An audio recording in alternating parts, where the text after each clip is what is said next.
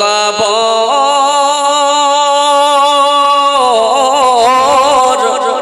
ভয়ে জান কেঁপে মরে,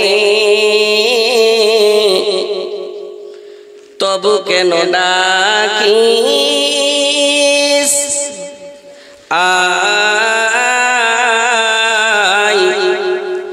আই মোর কিলার ঘরে। সুবহানাল্লাহ। একটু মনে করেন কি রাত্রি 12টার সময় যদি আমি কবরস্থান দিয়ে যাই, আর যদি আপনি মনে করেন কি এই কবরে আমি শুয়ে আছি, একটু মনে করেন পারবেন? আর যারা শুয়ে আছে ওদের কি হচ্ছে? সেই কবর মানুষকে ডাকছে, শুনে ও কবর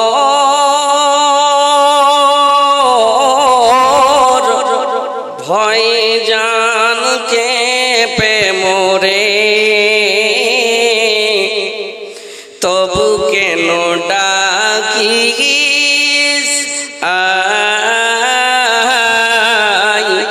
আই মোর কিলার ঘরে। যে তোর বাঁধনে বাধা পড়ে গেল, যে তোর বাঁধনে বাধা পড়ে গেল, সেই তো আর আসবে না ফিরে,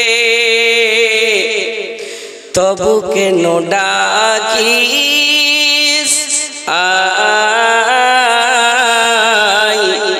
আই মোর কিলার ঘরে। ও কবর ভয়ে জান কেঁপে মরে, তবু কেন ডাকিস প্রেম প্রীতি ভালোবাসা তোর কাছে সব মিছে আশা, মায়া মমতার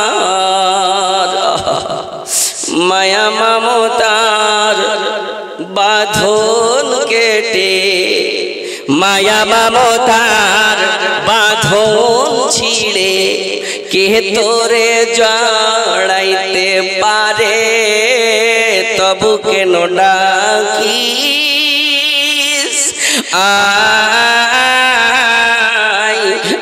আই মোর কিলার ঘরে। একবার আল্লাহকে ডাকেন, লিল্লাহি তাকবীর, আলহামদুলিল্লাহ। আল্লাহ আপনার বান্দারা বসে আছেন, মাবুদ এদের বসাকে আপনি কবুল করেন, পড়েন আল্লাহুম্মা আমিন। ও কবর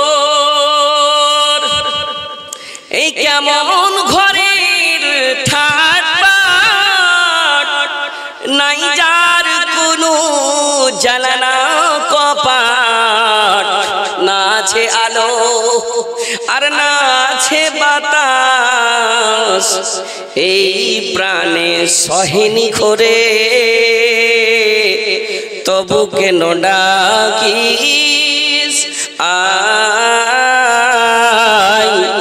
আই মোর কিলার ঘরে।